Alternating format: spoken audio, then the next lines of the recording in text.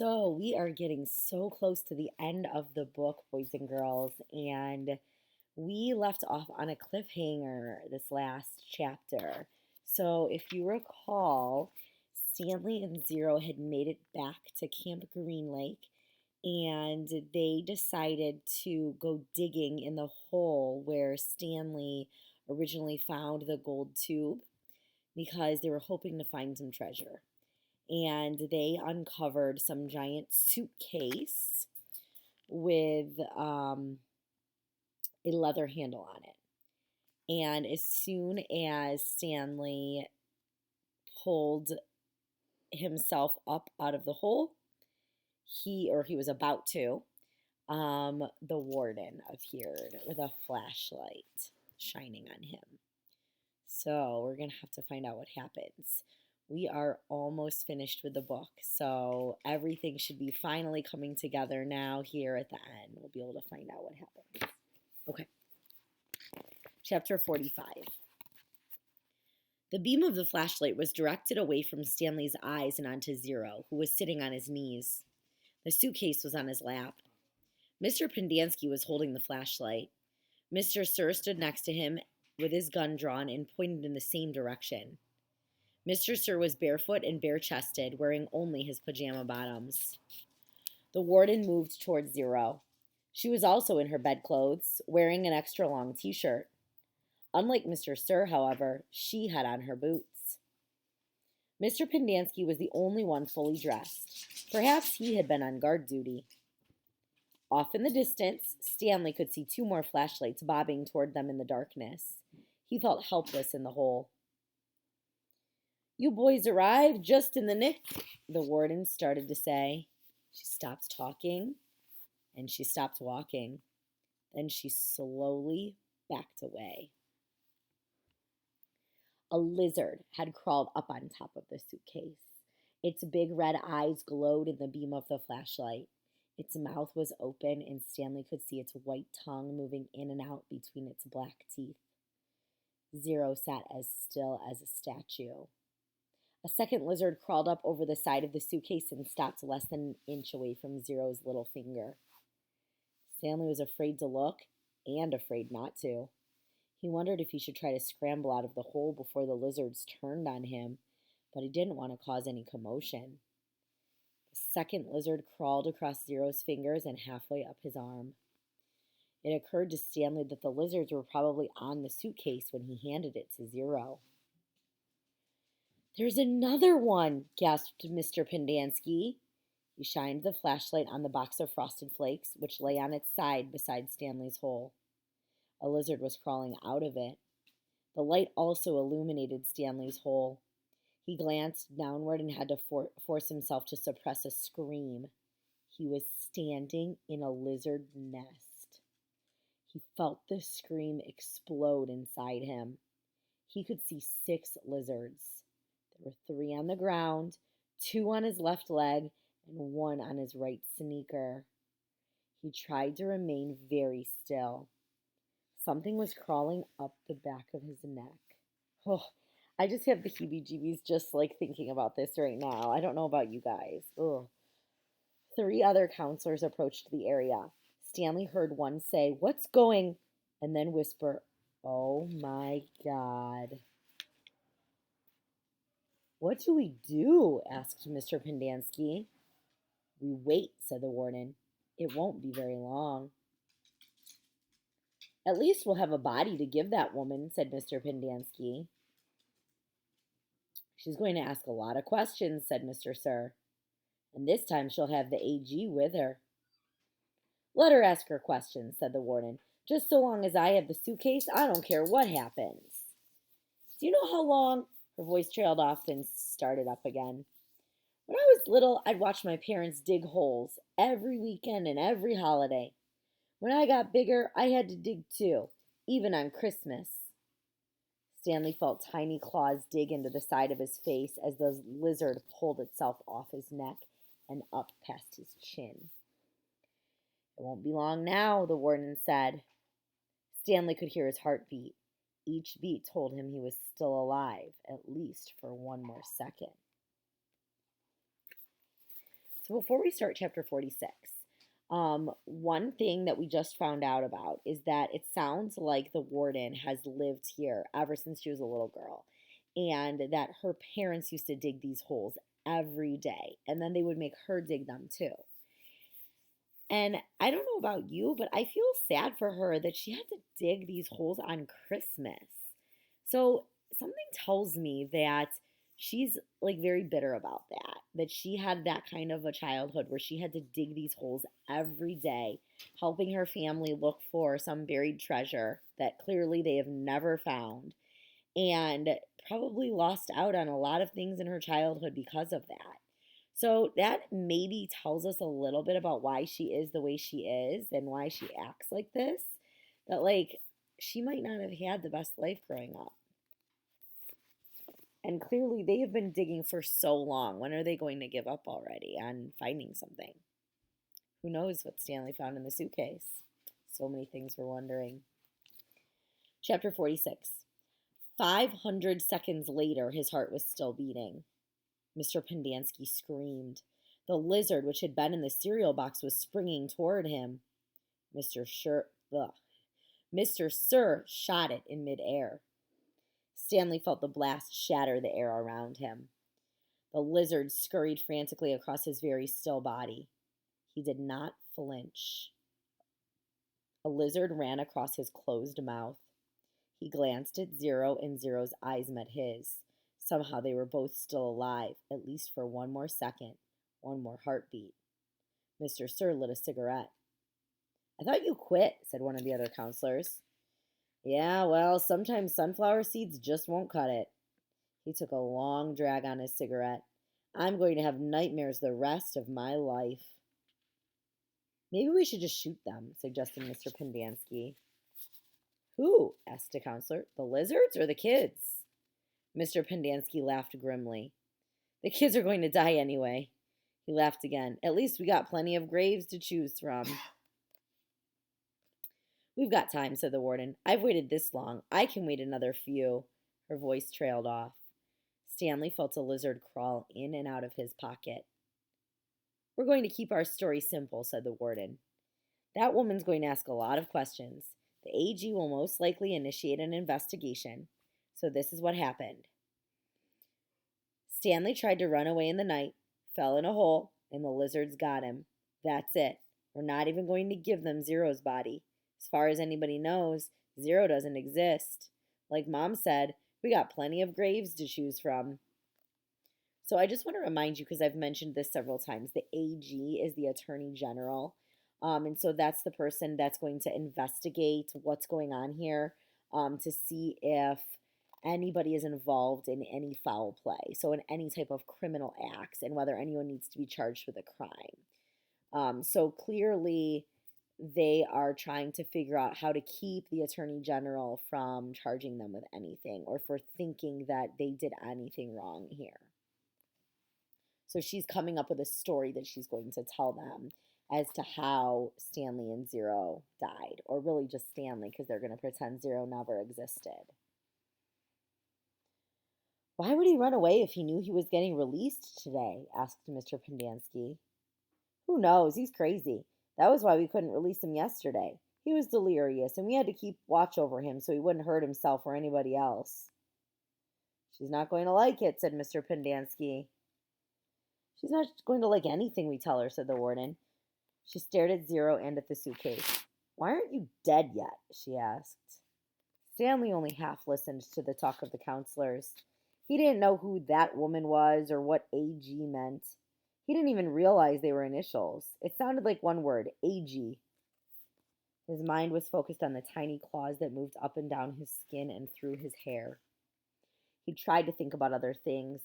He didn't want to die, with the images of the warden, Mr. Sir, and the lizards etched into his brain. Instead, he tried to see his mother's face. His brain took him back to a time when he was very little, all bundled up in a snowsuit. He and his mother were walking hand in hand, mitten in mitten, when they both slipped on some ice and fell and rolled down a snow-covered hillside. They ended up at the bottom of the hill. He remembered he almost cried, but instead he laughed. His mother laughed, too. He could feel the same lightheaded feeling he felt then, dizzy from rolling down the hill. He felt the sharp coldness of the snow against his ear. He could see flecks of snow on his mother's bright and cheery face. This was where he wanted to be when he died. Hey, caveman, guess what? Said Mr. Sir. You're innocent after all. I thought you'd like to know that. Your lawyer came to get you yesterday. Too bad you weren't here. The words meant nothing to Stanley, who was still in the snow. He and his mother climbed back up the hill and rolled down again, this time on purpose. Later, they had hot chocolate with lots of melted marshmallows. So, I just want you to understand, Stanley is like envisioning or imagining right now a time in his life when he felt so loved by his mom and he was having so much fun with her. And he was thinking about like how the last thing that he wanted to have to think about if he was going to die right now is all these horrible people that have treated him so terribly, that don't care at all about him. And so he's trying to put good thoughts into his mind, thoughts that make him happy and that give him good, happy memories. It's getting close to 4:30, said Mr. Pendanski. They'll be waking up. The warden told the counselors to return to the tents. She told them to give the campers breakfast and to make sure they didn't talk to anyone. As long as they did as they were told, they wouldn't have to dig any more holes. If they talked, they would be severely punished. How should we say they will be punished? One of the counselors asked. Let them use their imaginations, said the warden. Stanley watched the counselors return to the tents, leaving only the warden and Mr. Sir behind. He knew the warden didn't care whether the campers dug any more holes or not. She'd found what she was looking for. He glanced at Zero. A lizard was perched on his shoulder.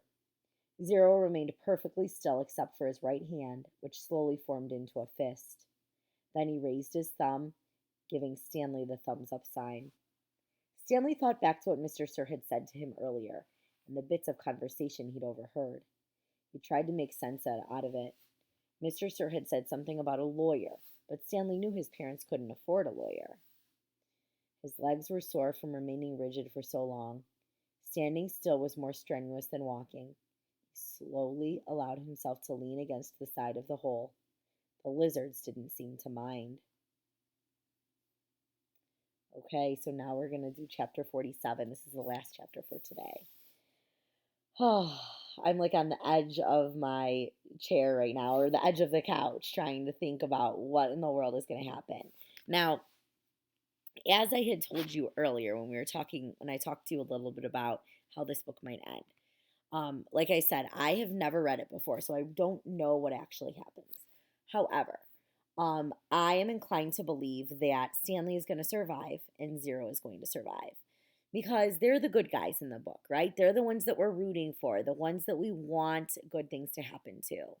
They're the bad guys, if you will, in the book are Mr. Sir and Mr. Pendanski and the warden, the counselors here at Camp Green Lake. They're the ones that we feel like are not the good guys, that we're angry towards, that maybe we wish something bad would happen to them, even though they're just characters. So it's okay that we do that. We would never want to wish bad on anyone in real life, but it's just a book. So it's okay that we have good characters and bad characters that we want to see good and bad things happen to.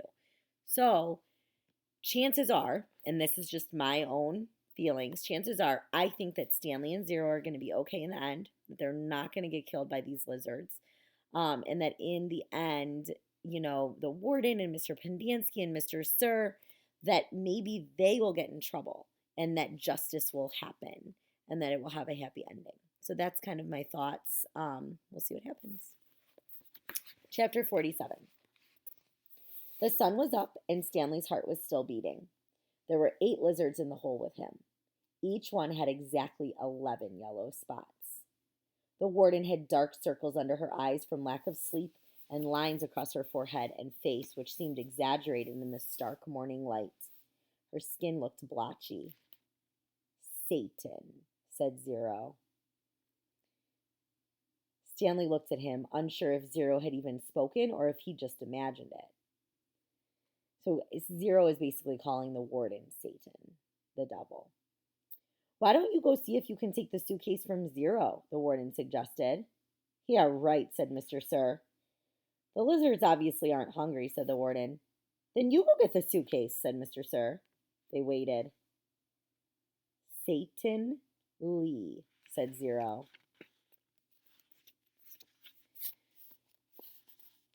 Sometime later, Stanley saw a tarantula crawl across the dirt, not too far from his hole. He had never seen a tarantula before, but there was no doubt what it was. He was momentarily fascinated by it as its big, hairy body moved slowly and steadily along. Look, a tarantula, said Mr. Sir, also fascinated.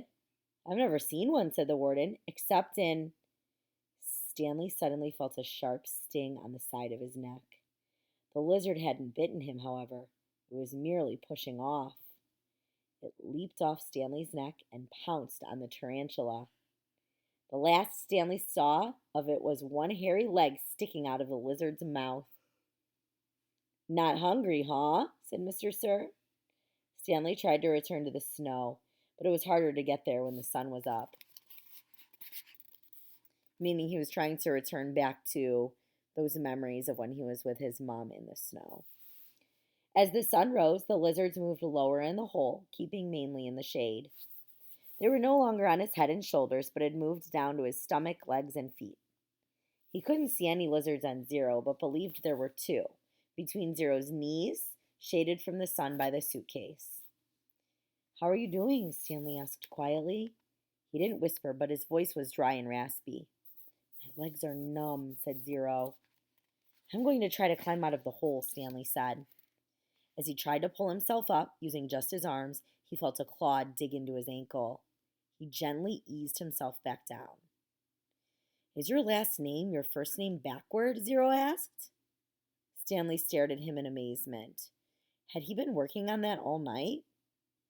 He heard the sound of approaching cars. Mr. Sir and the warden heard it as well. You think it's them? Asked the warden.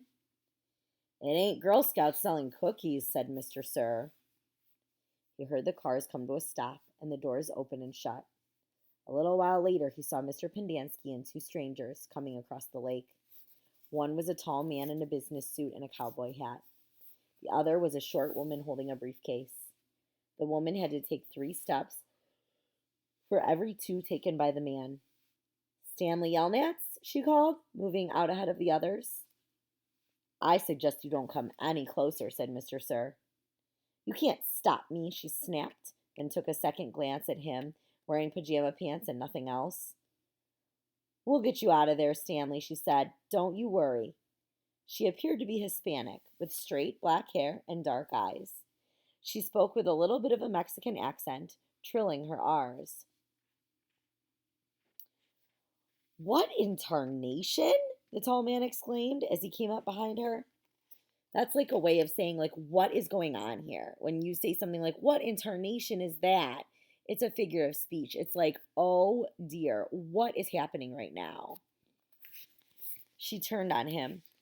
I'm telling you right now, if any harm comes to him, we will be filing charges not only against Miss Walker and Camp Green Lake, but the entire state of Texas as well. Child abuse, false imprisonment, torture. The man was more than a head taller than she and was able to look directly over her as he spoke to the warden. How long have they been in there? All night, as you can see by the way we're dressed. They snuck into my cabin while I was asleep and stole my suitcase. I chased after them, and they ran out here and fell into the lizard's nest. I don't know what they were thinking. That's not true, Stanley said. Stanley, as your attorney, I advise you not to say anything, said the woman, until you and I have had a chance to talk in private. Stanley wondered why the warden lied about the suitcase. He wondered who it legally belonged to. That was one thing he wanted to ask his lawyer, if she really was his lawyer. It's a miracle they're still alive, said the tall man. Yes, it is, the warden agreed, with just a trace of disappointment in her voice. And they better come out of this alive, Stanley's lawyer warned. This wouldn't have happened if you'd released him to me yesterday. It wouldn't have happened if he wasn't a thief, said the warden. I told him he would be set free today, and I guess he decided he'd try to take some of my valuables with him. He's been delirious for the last week. Why didn't you release him when she came to you yesterday? The tall man asked. She didn't have proper authorization, said the warden. I had a court order. It was not authenticated, the warden said. Authenticated? It was signed by the judge who sentenced him. I needed authentication from the Attorney General, said the warden. How do I know it's legitimate? The boys in my custody have proven themselves dangerous to society. Am I supposed to just turn them loose anytime someone hands me a piece of paper? Yes, said the woman, if it's a court order. Stanley has been hospitalized for the last few days, the warden explained. He's been suffering from hallucinations and delirium, ranting and raving. He was in no condition to leave. The fact that he was trying to steal from me on the day before his release proves. Stanley tried to climb out of the hole, using mostly his arms so as not to disturb the lizards too much. As he pulled himself upward, the lizards moved downward, keeping out of the sun's direct rays. He swung his legs up and over, and the last of the lizards hopped off. Thank God, exclaimed the warden. She started toward him, then stopped. A lizard crawled out of his pocket and down his leg. Stanley was overcome by a rush of dizziness and almost fell over. He steadied himself, then reached down, took hold of Zero's arm, and helped him slowly to his feet. Zero still held the suitcase. The lizards, which had been hiding under it, scurried quickly into the hole.